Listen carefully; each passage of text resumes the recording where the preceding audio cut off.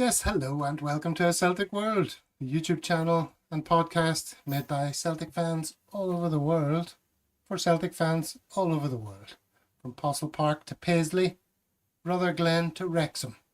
Wherever you happen to be watching from, you're part of A Celtic World. And we're going to skip Stephen and say hello to two faces we haven't seen quite so much of recently. Let's say hello to Innes in Wrexham. How you doing, Innes? I'm good, thanks, Gav. Yeah. Now, you were on recently with Dundee Celtic Travel Club, and now you're back as part of the team. You impressed so much on your trial. Thanks for bringing me back on. Enjoyed it. Good, man. Well, it's good to have you. And a very familiar face in the other corner is the muted microphone of Dano and X-Man. They're about to unmute and say hello. Well, he was just too noisy during the intro. He got excited, so. Does he love the theme tune? He just loves it. He hears it, and it's just Pavlov, man. Just snap into attention. He knows it's party time. Yeah, exactly. All right, everything's good here, man. And speaking of party time, let's go over to the party animal among us, all the way from Sydney. It's Big Stephen. How you doing, Steve-O? Oh, it's not me, is it? Nah, not me. I'm not a party animal, mate. My party days are long behind me, but yeah, good to be here. Good for the season to start again, and we can start talking football. Absolutely, my goodness, it's great to have a game to talk about. But listen, well, let's start with talking about the circumstances in which we watched the game, because it'll come as no surprise in us to regular viewers of the show to hear that I didn't watch it live, because I need my beauty sleep. So I was tucked up with my hands tucked between my thighs, in the fetal position as the game got underway. And so I had to kind of catch up today, wherever I could, watching it on Celtic TV. I'm assuming Stephen didn't watch it live either. Nah, it was too much for me. It was a 1:30 a.m. kickoff here in Sydney. And I had a full day at work today, and I was out on Saturday night with my son watching the rugby, watching the Lions test match here in Sydney. So I had a few drinks, shall we say. So I was just far too tired to get up at 1:30 in the morning and watch that. To be honest with you, I'm so glad I didn't. Looking back at the highlights, and I'm like yourself, Gav. I caught up on the game today, so ready to talk about it, but nah, didn't watch it live. Well, Innes, you're in a more favoured, is that the word? Favourable time zone. So yeah. You did watch it. Yeah, it was 4:30 my time yesterday. So yeah, I watched the whole game. Started off. I was first up was the team lines. I was surprised to see Scales there ahead of Trusty. But to be fair, Scales had a great game. He probably Celtic's best player, I thought, in my eyes. Well, now don't be getting ahead of yourself, Innes. Yeah. We'll be talking about the game in due course. Let's start with this, which sort of sets out the scene, in fact, of what we're going to talk about. Let's talk about a few images I've saved of events around the game. And then we'll get into the game itself with stills from the first half and the second half. And then the rest of the window. And there seems to be some doubt over this Champions League draw, what time it's going to be at. Is it like starting now? Is it starting at 12 o'clock Celtic Park time? 12 is my time, as far as I'm aware. Yeah. Well, somebody else says the draw's starting now. Yeah. Is it? Yeah, I think that's right, actually. So I'm noticing a couple of people. Yeah. McLaughlin P says the draw's starting just now. He'll be back soon. So anyway, if we find out who we're playing at any stage, we'll shift our attention to that. Let's talk about events around the game. 3 hard-earned points, and well, we all know who that is. Raising the flag, Stephen, your fellow Sydneyite. So we call it Sydney Siders, Gav. We call ourselves here. So Paul McStay, fellow Sydney Sider. I noticed before the game and the pre-match bump on Celtic TV, he did name check Nick Cameron for the Celtic Supporters Club. I saw that. Yeah. And if you remember, Nick was one of the dudes that was on here when we did the show with the Celtic boys here.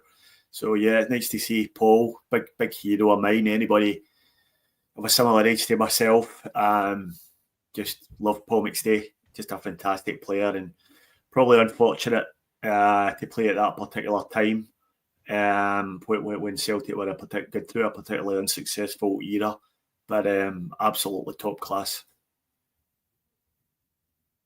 Yeah, it's amazing, isn't it, that a player who was such an absolute legend and so revered, and he was the main man for so many years, yet he's very sort of uncomfortable, isn't he, when he's on camera, that being spoken to, and it's very quiet, man.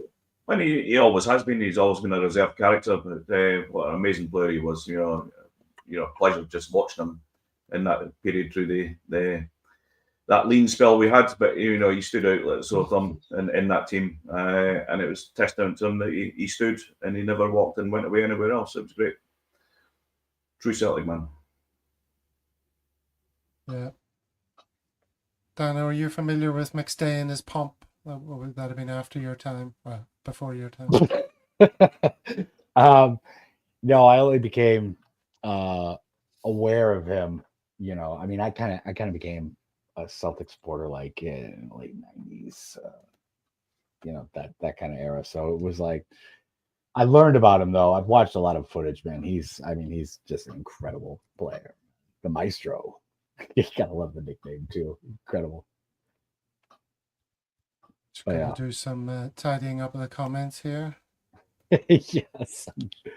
Yeah, we've got a real winner here. We've got one or two alerts to deal with. Yeah.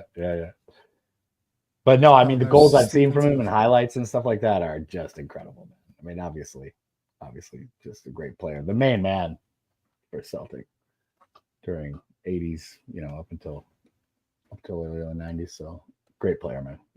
Yeah, he was the one shining light, wasn't he? Totally was. What's happening? Oh, geez. Okay. More pictures around the game. When life puts the guy who saved Celtic on your train, his wife happily took my phone to take a picture. Did you see this, Dana? Mm-mm. No. The bonnet himself. I know. Fergus massive that. It's like his head is shrinking or something. That is absolute dent on his head, but yeah, man. The savior. There was a great picture of him and his wife sitting on the train. I don't know if you've got that one there, Gav. I don't have that one. And it just sort of summed the man up, how sort of unassuming he is, and he always shied away for the trappings of wealth and all this. And he's just sitting on a wee ScotRail carriage, him and his wife, just on the way home for the game, just like anyone else. But nice to see him getting on a bit, though, isn't he? Looking a bit. It must be well into his 80s now, I would say. I think so. Yeah. It's nice. His wee Asian wife, like any good man, he has an Asian wife. Naturally. Where are you going to encourage that boy in the comments again there, Gav? Yeah, I did see that one earlier. And then we had this, the Tifo. Did this get much play on the TV? I didn't see much of this on the TV when I was watching it. No, they briefly started a scan to it, but not for long. Yeah. And then this was in the boys section. Don't know if you saw this. Players come and go. Yeah. Some achievements live forever. Very good. So that was a good display from the stands on day one. Big question was, were we going to get a good display from the team? Now, Innes, you just touched on the starting lineups. Talk us through what you were surprised to see there. Yeah, it's fairly unsurprising, the lineup, but when I saw Scales there ahead of Trusty, that took me by surprise. But it just shows how light we really are. There's, looking at the bench and everything as well, they're really crying out for cover, and additional players. We are where we are, and it's been well talked about. For this transfer window, everybody's lagging behind. Whether the players will come in or not, time will tell. But ideally, they would have been in at the start of the window. and give them some game time before we go into the Champions League qualifier. The Champions League qualifier, I hear you say. Yeah. We'll Well, see the playoff. comment there. Well, you Champions see, League. well, there's the comment from McLaughlin P. Celtic against Slovan Bratislava Kairat. Is that definitely it? Yes, it's coming in thick and Yeah, fast. that's in the it, yeah. comments. Mm-hmm. Home tie first. That could That's be not worse. so good. What? The Well, home the home tie tie first first. isn't so good, Yeah, but yeah. that's probably as good a Yeah. tie as we could expect. I think as we were hoping to avoid Basel and Sturm Graz, who are two very capable sides. So if we've avoided both of them, then I think you've got to be reasonably happy. Won't be a gimme, but I think that's as good as it could have been. Absolutely, man. Where are Kairat from? Does anyone know? Not sure. No idea. Anyone in the chat? I mean, I literally have never heard of Kairat before. I think it's okay to say that, isn't it? We're not Kazakhstan? pretending to be Kairat Almaty? Kazakhstan they're from. Well, there you Yeah, go. Almaty. Yeah. Well so. then. We don't Oh, want to be heck. going there at this time of the year. It'll be like 1,000,000 degrees there. No, bro. Anywhere in Asia right now is not a place to be playing some football. Kazakhstan. Borat FC. They follow the hawk. That must be on their badge. Mm. All right, yeah, that's not bad. So even if Slovan Bratislava get past them, they're not going to want to play us in the qualifier. That's for sure. Mm. After last Well, season. they might see that as a chance for a bit of redemption, because they do have. I mean, they've got that striker that's Pat McLaughlin's just mentioned in the comments there, the boy Strelic, who was a guy who we were linked to signing, I think last year. So as I say that when we played them in the Champions League, they'd come off the back of some decent results in qualifying to get to the group stages. So I don't think they're not as bad as the scoreline at Celtic Park might have suggested. I think we ran in a few late goals in that game, but obviously we should be taking care of them over two legs. I mean that's a no-brainer. Mm-hmm. Is this a joke by Paddy Lavery that when I asked who is Kai Rat, his answer was Roland Rat's brother? That's very topical, Paddy. Right on the money in 2025. All right, interesting. Well, we'll probably come back to that tie over and over again now that we know who it is, because we're going to be talking about the game and where we're short and maybe where we're weaker than when we played Slovan Bratislava last time. It's not exactly the same team, so shall we get on with the game then? Yep. Hold on. I have to have it this so I can see how I've saved these pictures. 5 minutes. AJ to Adamida swings across in early doors. Defender gets in the way. That was a bit of a feature of the game. We did quite well, but they defended really strongly. Mm-hmm. By the way, we're talking about how we watched the game. I watched the game knowing the result, right? Which is very different experience, as you know, from not knowing the result. And I'd read some of the feedback on social media, all of the, gnashing of teeth and wringing of hands and people freaking out. And then I watched the game and I thought, what's the problem here? This is fine. We were pretty good in the first half. We had a whole bunch of chances and we hit the woodwork several times and we got the 3 points just about and had a goal harshly disallowed. On another day, this scoreline could have been very different. I didn't think we were that bad overall, to be honest. Let me see. Ines, you watched the game live. Yeah. Was it very different watching it without knowing the result? No, first half was good. A lot of possession, script we've seen for most of the last season. A lot of the ball, but in the final third, it was just all falling a bit flat. Yang was kind of off it. Maida was off it. And Ida was Ida. So it was, a lot of good movements and knocking the ball about well at pace in the first half. but without creating an awful lot. I mean, you're saying it could have been a lot more goals, but the chances came from, they were either deflections or good luck, good fortune, etc. There was no, to be fair, the keeper was not that troublesome keeper during the game, albeit he had a lot of good fortune with it coming back off the post, etc., etc. But the final third was just a bit light. Lucky, they're trying to walk the ball in. That was my feeling, as much as possible. But it was a packed defence. I mean, some of them were playing like 5 or 6 across the back and sitting in and just trying to hit in the break. So, it was going to be hard to break them down, as we've seen many times before playing them. And they were well organised. But it just needs a bit more creativity and a bit more positivity, somebody to take a shot now and again, rather than looking for that extra pass.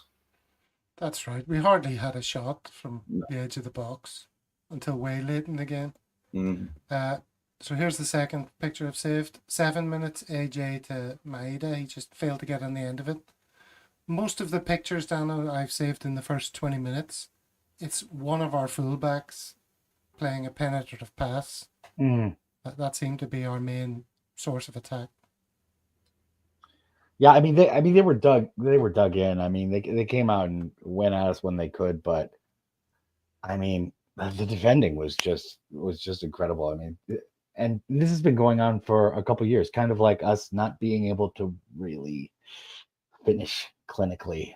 It's been a problem last year, and it seems like that bugbear is carrying into the next year. So hopefully it improves. But interesting to see Alistair Johnson there in the inverted position, in a position that was more like Greg Taylor to be taken up last season. So I wonder, with Kieran Tierney being more of a traditional left back who likes to get on the outside and get to the byline and swing crosses in, I wonder if we'll see more of that from Alistair Johnson this year, inverting and getting into midfield. Yeah, I didn't see an awful lot of Tierney overlapping yesterday, though. I think it was once he took the defender out, but there wasn't many times though the actual overlap and getting a cross in. But I mean, a feature of Tierney's yesterday was the ball over the top. He had a lot of the ball in the first half, Tierney, and a lot of them were which we've never seen before when Greg Taylor was in that left back role. Well, this is 13 minutes. Kieran Tierney to Ida. Where he swung the ball in, and it was just slightly behind Ida, and he couldn't get any power on it, and headed it into the ground and into the goalkeeper's welcome embrace. Stephen. Yeah, he just never got enough on the header, but that was a great example of what Kieran Tierney gives you. He just bamboozled the opposing fullback and just made his own space and swung a great cross in right on Ida's head. I mean, pretty poor to be up. Bit of a poor effort from Ida. I'd expected better from a big physical centre forward. So, but yeah, that's what I'm hoping we see more of from Tierney, because that's the sort of thing you didn't really see from Greg Taylor. So that would be good. This is the kind of ball you would have seen from Greg Taylor, from that sort of part of the pitch. Ida, unfortunately, just offside for that one on 15 minutes. 17 minutes, Maeda was right through here. You thought this was going to be a goal, didn't you, Dana? Yeah, but I was kind of dealing with the aftermath of getting left out in the cold for the drink along. So I think I kind of missed it and only saw it on replays. But yeah, off the post, off the bar. No, he didn't shoot here. He squared it, didn't he? He wasn't alive to it. Yeah, okay. Yeah, I'm not sure if he was actually shooting. I think he probably just sort of miscued the shot. Yeah, he was shooting. Yeah, and I think it was disappointing there from Yang. I think he could have busted a gut there to get in at the back post. He could have threw himself at it, but he just sort of let it run past him. Do you know what I mean? He never showed any sort of commitment to get on the end of that. Would you have thrown your body on the line there, Innes? Well, I was expecting Maeda to score an open goal. So Yang was probably in the same situation, thinking he was going to score straight away. So who knows? But yeah, I mean, you'd expect, you want players to speculate and be in the right places. And yeah, so you would be expecting them to be in there. But it was a bad miss. It was a bad miss all the same. So this is all in the first 17 minutes. So like I say, I was watching the game thinking, what's everyone talking about? This game's going really well. There's loads of chances. This was a nice 19 minutes. Incisive passing move, AJ to Ida to AJ, and then the cross into Maeda, Stephen. Didn't quite get on the end of it again.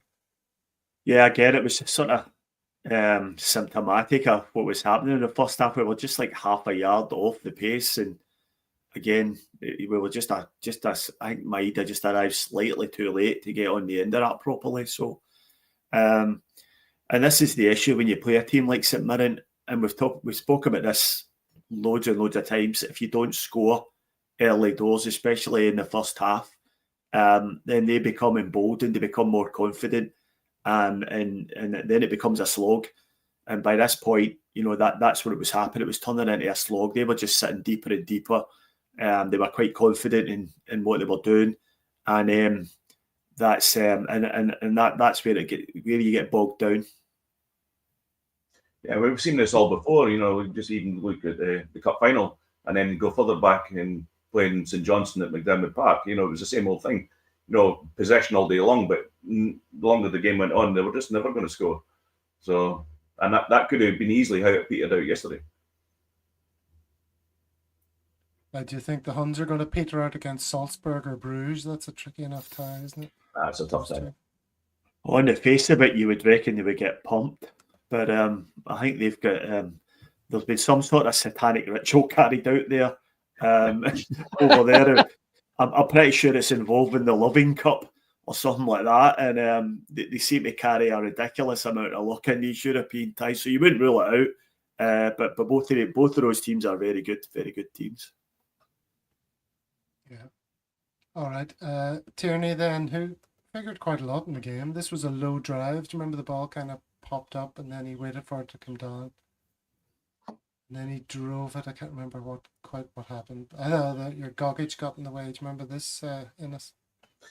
I remember, but I can't remember the follow-on from what happened thereafter. But Tierney had a lot of the ball in that first half.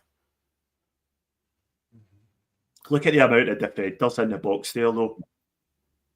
Just look at the amount of St Mirren defenders. 1, 2, 3, 4, 5, 6, 7. 7 defenders plus a goalkeeper. Yeah. All packing their own box. So that's what you're up against. And it's not easy to break down. You do need a real bit of quality, which was just probably missing, certainly in the first half. Is this a lookalike comment we have here? Well, we all know who Alan McAnally is. We've heard that one several times. Who's supposed to be Tom English?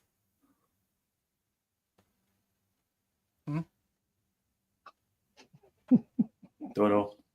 Not sure, man. I'm dry. Dex, Okay. the dog. We'll leave that. Hello to X-Man, by the way. We haven't greeted X-Man formally. How's X-Man doing? Good. Good. Just got a haircut, man. Looking fresh and clean. Good stuff. That's the answer. How do I ban Robbo for all eternity for suggesting I'm Tom English? He's been over here in Australia for the past few weeks, Tom English, so I missed a whole opportunity to hunt him down, because he's ostensibly a rugby journalist, so he was over here covering the Lions tour, so I didn't run into him, although I would certainly have had some words with him if I had. You stuck the heat on him? I put the nut in him. All right, let's get on with the game then. This was a good moment here from Scales, defending the free kick well. Had a good game, you have to say, to all those Scales haters out there. He was one of the brighter players. Scales, fabulous, man. I had a great game. He played well at centre back, but even when he went to left back, he did well. Yeah. He was just all over this game, man. I think he did well defensively, but I'm not convinced you get much out of him in an attacking sense. And I think that's we struggled we struggled to create openings, and I'm not sure whether that a lot of that's to do with the fact that our centre halves are not very good at breaking the lines with passes. So that's what you don't get from Scales. And I was, like Innes, I was very, very surprised that he didn't go with Trusty in this game, because Trusty's been pretty good during the pre-season, and he was making all the right noises, and I just felt as if he would go with Trusty because he's the one to be paid a lot of money for. He's the guy probably with a higher ceiling than Scales if he gets it right. So I thought they would go with Trusty, and I'm very surprised. Yeah, me too. Yep. Well, then shortly after that incident with Scales, they had a shot on goal that had to be parried away, and that was on 31 minutes, and that's when I was first struck by the fact that we hadn't had a shot really, like the proper shot on goal, testing the keeper, making the keeper do something. So not that was any great danger, but I thought Michael could have caught that actually, unless there was a swerve on it that we didn't see on the TV. But I thought he could have caught that. So when was the last time a keeper caught anything? Yeah, but again, that put us under pressure again from a corner for them, etc., etc. So, but I thought he could have caught it. Yeah, they never catch anything. 34 minutes, Hatate crossed to Maeda at the near post. Keeper was there. Another little incident on another day. Oh, you remember this one now? Nygren, Dano. Nygren to Ida, chests it, and then you think, this is it. This is his moment. This is his confidence boost. Yeah. There was that, and then there was the one blasted off the post at the end of the game. Yeah. And it just kind of. Sorry to be foot, to be fair to him. It fell on his left foot, easy. So yeah. It wasn't easy, but yeah, he got about, I don't know, 10% of that ball for what he intended to do, but it didn't come off, man. Well, we'll talk about his full performance later once we've finished going through these stills. There's plenty to talk about. Nygren then almost scored. That would have been nice in his debut, Stephen. Yeah, he was very unlucky. There, he caught it well. Good strike. Keeper made a good save and was very fortunate to see it going up back off the crossbar. I mean, from that angle there, you would have swore blind that was going to bounce down and over the line, but it didn't. It bounced out the way. Seemed to defy the law of physics in doing so. But he was very unlucky. Robbo saying Bernardo's finished at Celtic. You got to wonder how that's going to shake down all our midfield players. Somebody's going to be getting limited game time anyway this season. Well, we've been talking all last season about not having any backup in midfield, especially where Callum McGregor's concerned. So maybe one of those guys might get a run in the sort of defensive midfield role. And might be able to give Callum McGregor a rest. So I'm not too worried about having a few midfielders on the bench, because that Brendan does like to rotate them. Someone asking, can I just not hurry up and fast forward to the goal? There's lots of things happened before the goal. The goal was very late. So, all right, into the second half then. First thing that happened, Yang's ball to Adam Ida. There's Ida pointing for it. Now, as I say, we're going to talk about him later on, but he keeps getting into the right positions, which is, half the job for a striker. The other half is finishing them, which he doesn't do so well. But, this ball was just a fraction in front of him, or could he have flung himself at this with more gusto? Anyone? Yeah, I think he could have, but yeah, I think I'm not too worried about Ida. There seems to be an entrenched view setting in among some Celtic fans that Ida's just a big diddy and he'll never be good enough to play for Celtic, and that's it. But as you mentioned there, Gav, you're absolutely right. He's getting in to positions to score, and all good strikers miss chances. And he was dreadfully unlucky with one in particular, but we might talk about.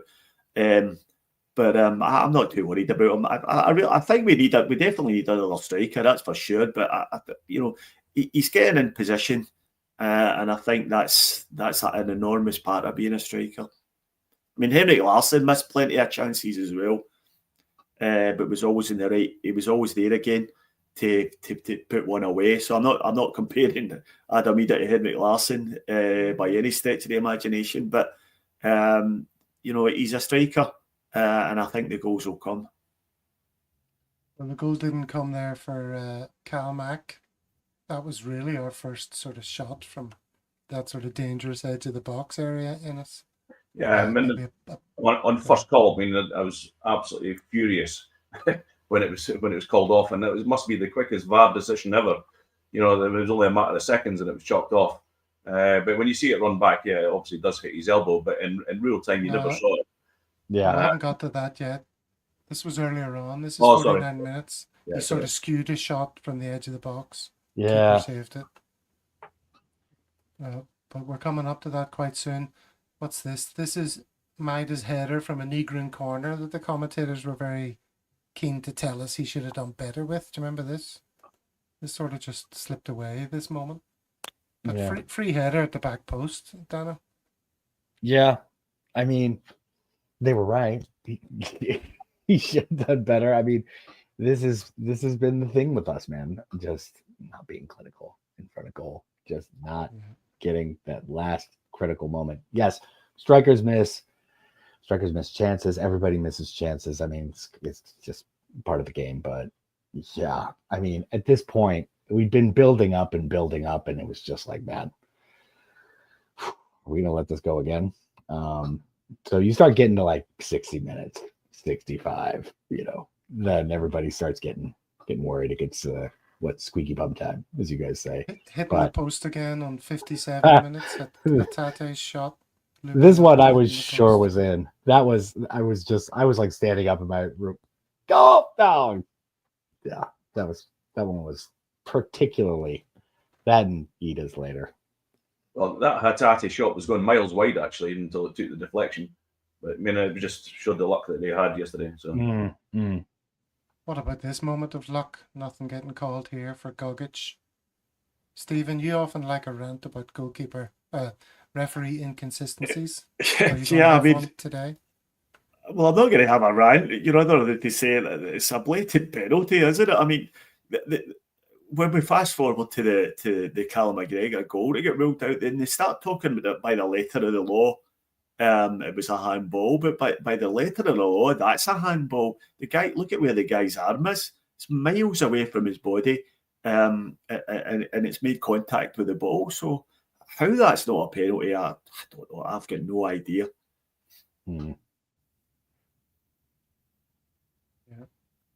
Yeah. Oh, did anyone experience this during the game? No. Or was it just me?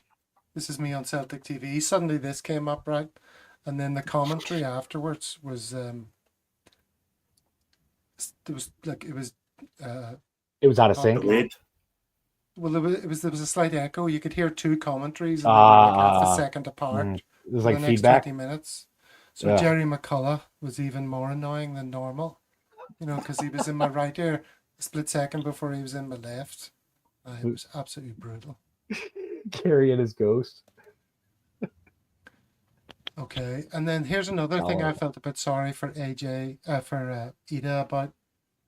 Look where he is there. The ball from AJ goes straight to the goalkeeper. This could have been such an easy goal. Just play it to where the boy's gonna be. I just felt a bit sorry for Ida yesterday. Could have had a bunch of goals if things had fallen his way, but I'm always saying that. And as some people are saying in the comments, how long are you going to give him? I mean, yeah, but it's not his. I mean, none of that. I mean, quite often his transfer fees held against him, and I think that's the problem. If you had paid 2 or 3 million for Ida, I don't think you'd be getting the same amount of criticism. And his transfer fees not his fault. It's not anybody's fault except the board, who dilly-dallied and left it to the last week in the window and ended up having to pay. So, I think there's some people being incredibly harsh on Ida. I don't think he's the 100% the answer to be Celtic's first choice centre forward at this point. But he brings something to the game. and he does get goals. He scored 20 goals off the bench basically last season, and that's a good goal return, no matter what way you box it up. So I think we need to give him a bit of time, and he certainly doesn't need half the ground getting on his back and groaning and gasping every time he miscontrols a ball or something. I think they will. I mean, the chances are they will go out and sign a striker, and hopefully he'll become first choice, and either or play a kind of a Giakoumakis type role coming off the bench again, the same way he did last year and the year before. But I'm all right. I'm okay with how he's going at the moment. I agree. Yeah, me too. I mean, he's scored a lot of important goals for us, and he's paid off his transfer fee, to be fair. But he's also missed a whole heap of chances too. So, and that will be, I think it was even in commentary yesterday, I think you missed 19 chances last year against Dexter's 20. So, that's going to be stuck against him, the more it goes.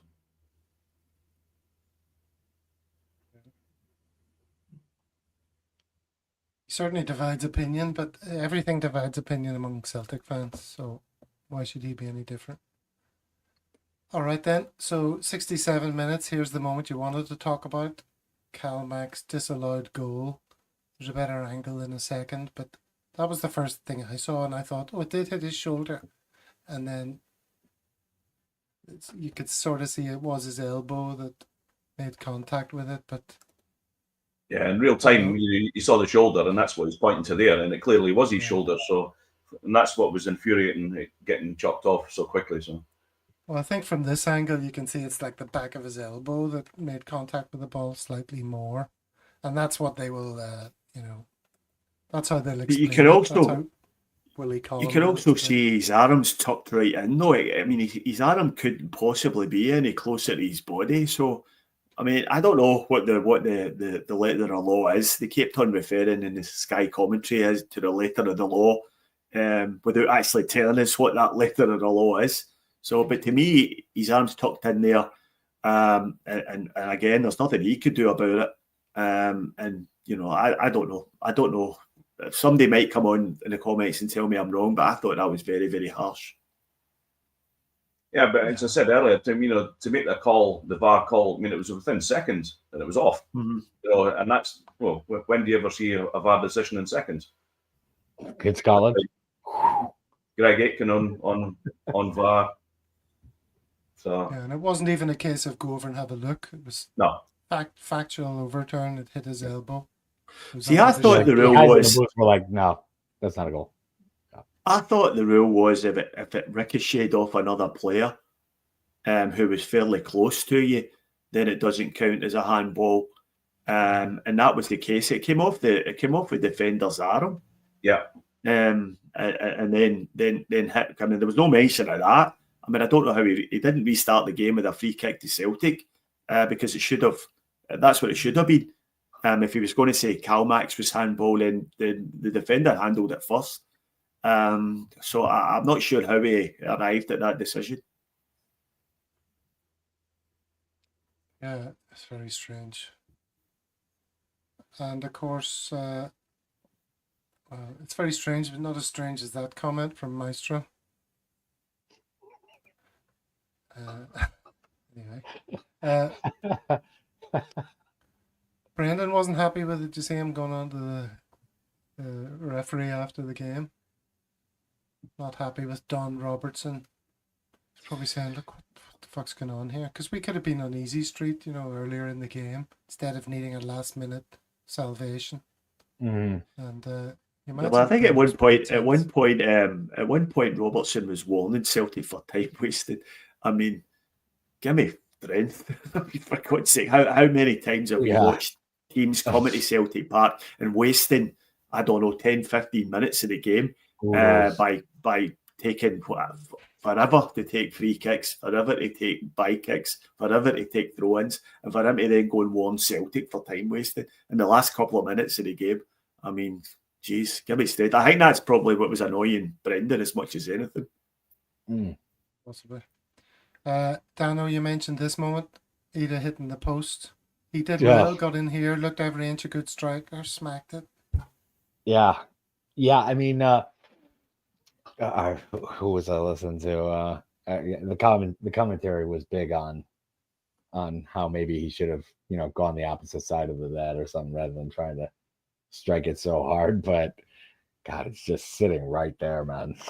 This one was egregious, man. I mean, all the Ida haters for sure are, digging into this one this Monday and really focusing on that one because I mean, you can't say it wasn't bad. It was great getting there, but this is the bugbear we're dealing with here, man. Our finishing, man. Clinical finishing. There was Kenny on fire. He should have went across the goal, but I mean, it was a tight angle. So, I mean, it was a powerful shot. It was a tight angle. Yeah. Could have gone either way. He's absolutely leathered it and he's caught it absolutely perfectly. It's a great strike of the ball. He's just, again, margins, just millimetres to the left, and it'd have been a goal because the keeper wasn't sniffing that. And if he'd gone across the goal, there's every chance he'd have missed the back post and have been out for a by kick. So it's all right to say after the fact that he should have went across the goalkeeper, but I think he probably did the right thing. Again, he was just unlucky. Mm-hmm. Well, Johnny Kenny, as mentioned there in the comment from Paradise Huddle, on fire, should have been on start second half at least. Looked like he was going to have a chance then to show Ida how it's done. And at first I thought he'd completely spooned this, but I think it was actually the defender just got in the last minute, lifted it off his toe. I might like to drill down into that comment a little bit that Johnny Kenny's on fire. I mean, how is he on fire? Because it's the first game of the season. Is he on fire because of pre-season friendlies? He's had a decent 20 minutes here or there. Yeah, right. If Johnny Kenny's the answer, I don't know what the question is. Because God bless him, but he should be back playing in the League of Ireland for Shamrock Rovers. He ended up staying. We recalled him from his loan last Christmas because we couldn't sign a replacement for Kyogo, and we needed somebody to sit on the bench. And again, that wasn't his fault. Now, I don't think that was fair in him. I think the League of Ireland is level, and I think he's a decent striker there. So I think we need to let him go. As simple as that. Well, by all accounts, he's going to be off to Bolton in the coming weeks or so. I think if they can raise it up to £1 million or so, then he'll be off. Yeah. I think a lot of people think he's on fire because his name's not Ida. Oh. But anyway. Somebody who did finally get a goal then for us. Talk us through this, Innes. Yeah, and I thought the subs come on. I thought McCown was involved. Again, here, the shot was the goal came from a deflection. So a bit of fortuitous for us as well. But McCown's done it time and time again. Though he gets forward and gets goals. And yesterday was no different. So, but that time there was a lot of pressure on that move. Was that the one that came after the long Forest run? Was it the Forest break? Had quite a bit of possession. They come back across and McCown leathered it and off the defender and in. Yeah. I'm not sure. That's how Max goal came. That was it. Well. Yeah. So as people say in the comments there, winning on first day of the season is not for everyone. Like I say, I watched the game after I knew the result, and overall I was reasonably pleased with the performance. I don't think we were dug meat, as all the comments that I read on social media said. Absolute dug meat. Brendan will be furious. So-and-so's hopeless. Oh, what a disaster. I thought we were pretty good. Got the 3 points. It's typical early season game. Anyone want to mount an argument against that? Yeah, I'll come in there. Just it echoes again of the back half of last season where we got all the ball. It just needs some spark, more creativity, more positivity rather than trying to walk the ball in. Needs a bit of quality, and we're missing that at the minute for me. Yeah, and I'm not a big believer in coming right out of the gate in the first game and smashing somebody 6-1 and we're gonna kill this whole season. I mean, a lot of teams come out on fire, i.e., Aberdeen was undefeated till November last year or something like that. I mean, it was late in the season and they just completely dive bombed. So I don't know. I don't trip about a little bit of struggle in the very first game of the year, man. It's all right. It's all right. We do need to do no something. Here, Dano. We do What's need that? to do something about the wingers, though, because Yang was worse than terrible. Yang is just a guy who I've just seen enough of, and his time should surely be up in a Celtic. And to be fair, I think he's got his eye on a move, and the reason we're keeping him around is because there's no one else, quite literally.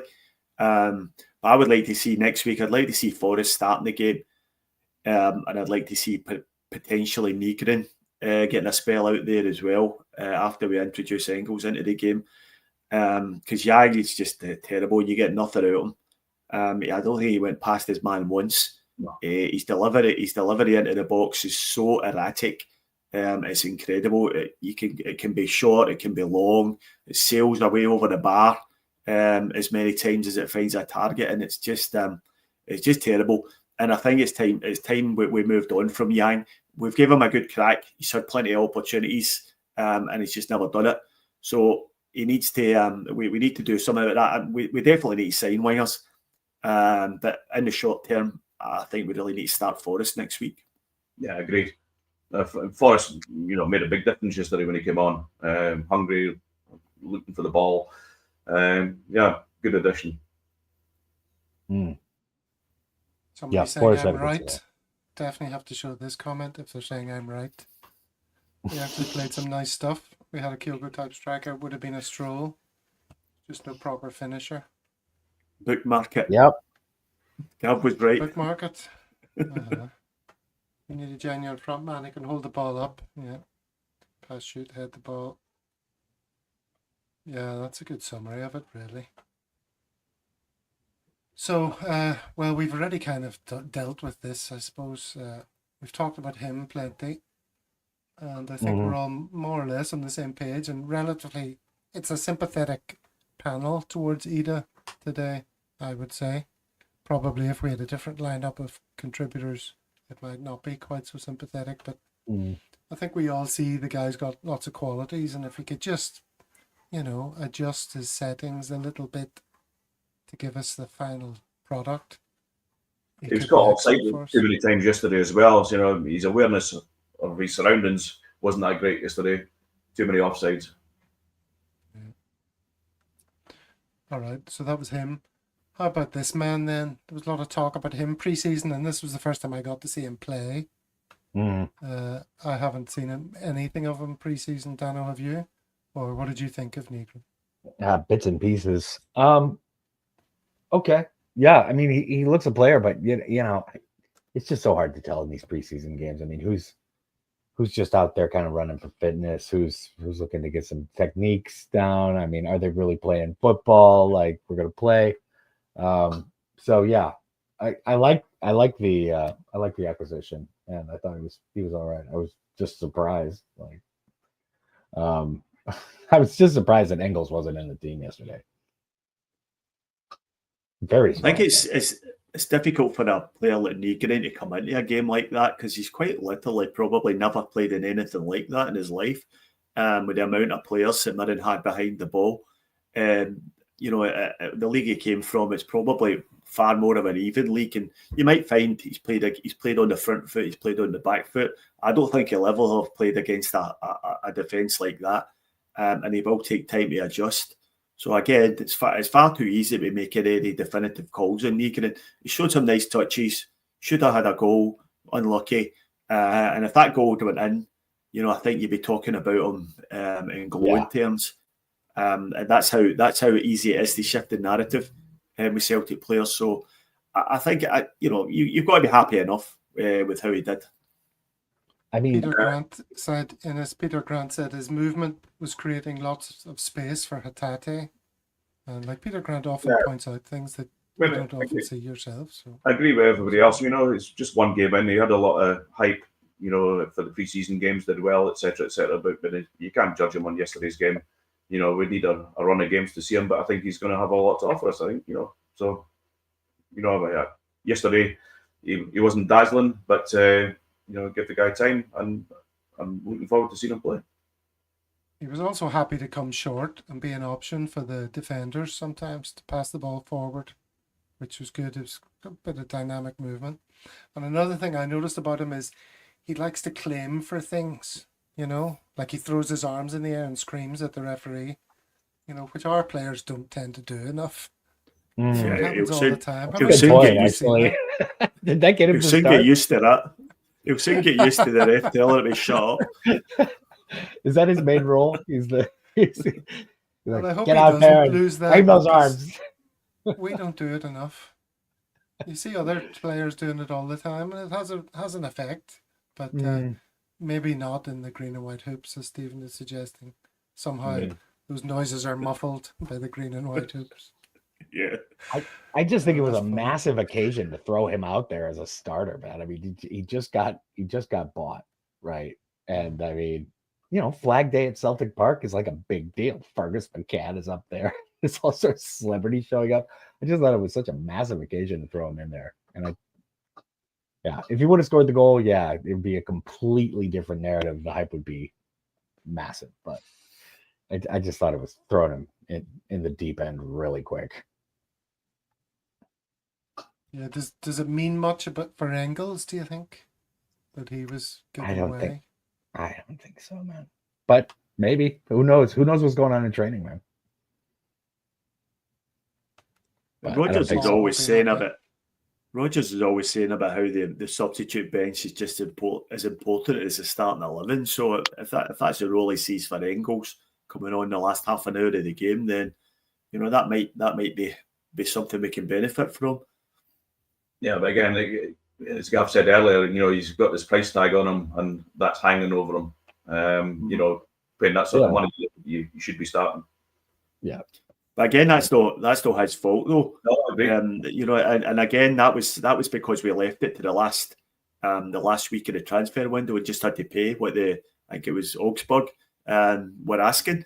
So we dragged that out. The talk in the streets was we could have got him probably for closer to 6 or 7 a bit earlier in the window, but we backed ourselves into a corner as we do, and as we're doing again just now. There's no bargains coming for us. We're going to have to pay top dollar for anybody we want to sign. Well, we didn't pay top dollar for this guy, and you've got to be happy with his contribution in that game, Innes. Yeah, no, he's hit lots of the ball. Good addition. I don't know. I haven't heard any follow up. But was he actually injured when he went off? Well, that's the quote here you can see from John McGinley. This is Brendan saying he's fine. He's still getting his fitness. Karen, I thought he was excellent. It was a wee bit of cramp, so nothing to worry about. Yeah, no, it's great to have him back, and just hope we can reach the form that he had before he went away at Arsenal. So. Well, I remember Dano last year just licking his lips at the thought of Kieran Tierney bombing down the wing. With Jota. The mispronounced Jota, yeah. It's not Jota, motherfucker. Jota. Yeah, it's disappointing that Jota's not there. Jota. To benefit from him. Christ. You're not using a pen to write down some notes, Gav. That's not his name, Jota. And it is Jotas.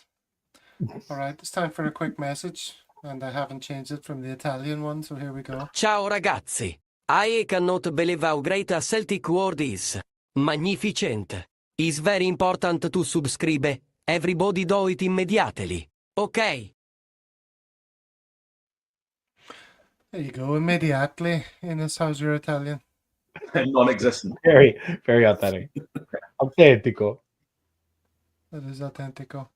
All right, so what else we're going to talk about? 54 minutes gone. Crucial moment. Let's circle back to the Champions League draw then.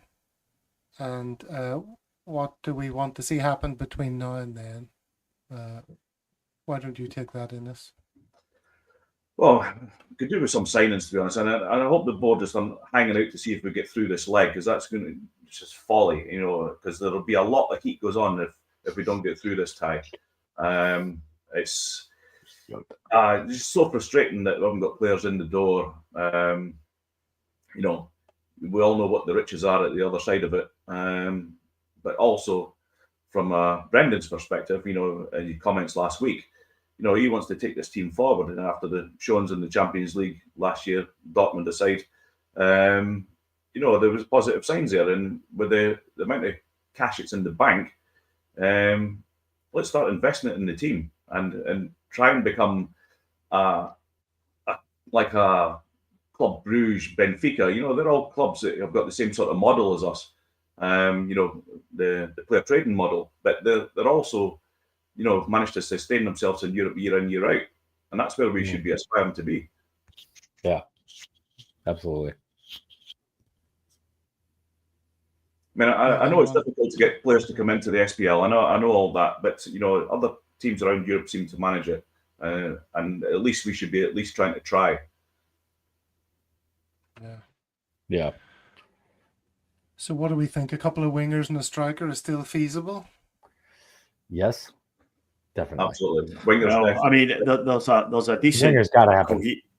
There's a decent coherent argument for saying that it's too late already, because it's a big ask for a player to come into a new club.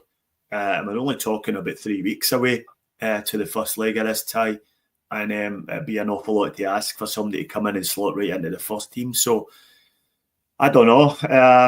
I think we should probably touch a bit on Brendan Rodgers' comments in his interview before the game, where he basically called the board out directly. He almost name-checked Nicholson just about, or Lowell, and he couldn't have been any clearer by saying that if you don't sign players, I'm out of here. I don't know what more he needs to say. He's done his part. He's told the board, he's told the fans, I've told these guys this is what we need. And now it's clearly down to them whether we get them or not. And if, heaven help us, if we go out the Champions League in this tie without signing anyone and with all that money in the bank, there'll be absolute murders on. It'll be a very, very toxic place very, very quickly. So I know what I think. I think the board are quite comfortable with Brendan Rodgers leaving, and I think that's informing a lot of their decisions this summer. But that needs to change. And even if Rodgers does leave, we have to keep moving forward. And this is we have to get the quality into the team to improve our chances of getting to the Champions League. And to me, that's a no-brainer. But it does seem that certain people on the board at Celtic don't seem to be getting that message. The problem is also, Stephen, is that there's no communication from the board to anybody. It's just radio silence. And somebody should come out. I mean, Nicholson's given one interview in 4 years. I mean, it's scandalous. And there's a real disconnect between the board level and supporter level, and that needs to change. Yeah. I mean, I don't know about you, but I don't know what Michael Nicholson sounds like. I don't know what his voice sounds like. I couldn't tell you because he just doesn't speak. And for a CEO, that's a ridiculous scenario. But it's farcical. It really is. We were speaking about it in our own group in the Dundee group yesterday as well. I know in previous weeks. It's for the time that from a board level, there should be higher turnover for a PLC. Generally about every 5 years. I know Nicholson's been there for 4, but I mean Peter Lawwell's been there for some best part 18 years in either chairman, CEO, etc. It's just unheard of in any PLC. There needs to be change. Sounds like tattoo from Fantasy Island, says Monty. A plane. There's no strategy. There's no plan. There's no 5-year plan. I mean, where have you ever heard like £100 million company not have any sort of strategic plan to how to grow revenue, how to improve every aspect of the club? All you ever get off them are sound bites about how we want to be world class and everything we do, but there's no action to back that up. And we're certainly a long way from being world class at everything we do. So I agree with you. There has to be change. there's too many people there have been there too long, and we need somebody with a bit of vision and a bit of strategy to take us to prove us, to keep us moving forward. Because if we don't, you're going to lose the manager. You're going to lose your Brendan Rodgers, by looking at the amount of trophies he's won against the time he's been here, measures up as Celtic's best ever manager. Right now, I'm not saying he's better than Jock Stein. Jock Stein will always be Celtic's best manager, but Brendan Rodgers is comfortably second behind Jock Stein. So if we're prepared to just let him walk, because we're not prepared to back his vision and his strategy and his ambition, then that's a shambolic situation. And as I say, if things do go wrong, I think it'll become a very toxic place quickly. Well, let's hope Strangelove the doctor is right. We're bringing the players we need. It's illogical not to. We've made space in the squad. It's all set up for new blood. They come in. We get through the Champions League qualifier. We laugh at everything that's happening over the other side of the city. And we realise that we're in the clover. Is that all going to happen, Dano? I believe so. Well, especially the other lot shitting the bed like they normally do. I think so. I think they're just trying to be strategic. I mean, you don't want to just put Ida down into like the second team or whatever, right? I think they're looking for some kind of veteran, proven striker presence that can also add some like tutelage to Ida's game. I think that's kind of what they're aiming for. It just takes time, but yeah, I think generally that's going to happen, man. I believe. Well, that's all we can do is continue to believe in us, don't you think? Yeah, well, time will tell. I mean, the next couple of weeks will be quite telling. And as Stephen says, it could quickly turn quite toxic, very, very quickly. But I agree with that. We get the players in we need. In a couple of weeks' time, this is all just been put to bed. So we're on a knife edge. Could go either way. But again, it still comes back to communication, and there's zero communication coming out of the club as to what they're trying to achieve. Yeah, that's true. And that could easily be addressed. And that'll just the only time we ever hear from the club is when they're banning the Green Brigade. They seem to be more interested in doing that than actually doing their day job. So they need to get a grip of that as well. Stop pissing off your own supporters, and start doing what you're meant to be doing. But, I mean, it's take. Everything, you got strips coming out every Monday. There's another announcement from Adidas. There's club shirts, this, club shirts, that, golf shirts, Tierney shirts now, whatever. It's take. But there's nothing coming back the way, and that's what's rightly frustrating. And look at us all sporting the badge as we speak. Every corner of the screen. All right, well, look, we'll leave it at that. We're on a knife edge. Which way is it going to go? Nobody knows. That's why it's exciting.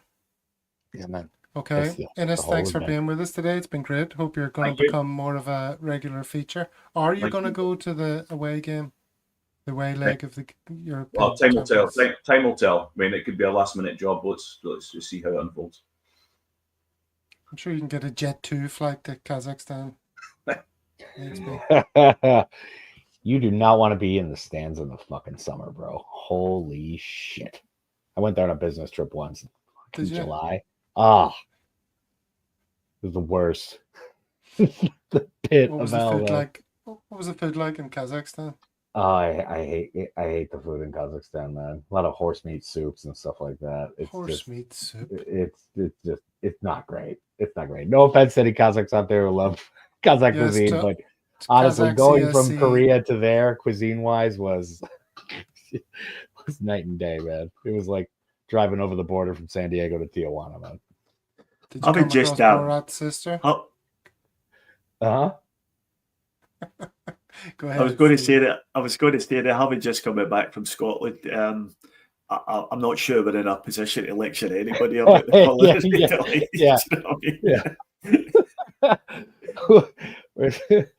I've still got heartburn from I got back about 3 weeks ago. All right. I think we'll leave it there then, lads. Thank you very much. Everyone in the comments, as always. Been lots of good crack coming from the comments. Everyone staying on the right side of decency. That's good. No. And barely staying on the right side of decency. Thank you, Stephen. Thank you, Gavin. Thank you, Eunice. Another barbed comment. Yeah, great. And thank you, Dano. We are back now on Mondays and Thursdays, so we'll be back on Thursday to preview the next game. Until then, hail, hail. See you later. Yeah. Hail, hail.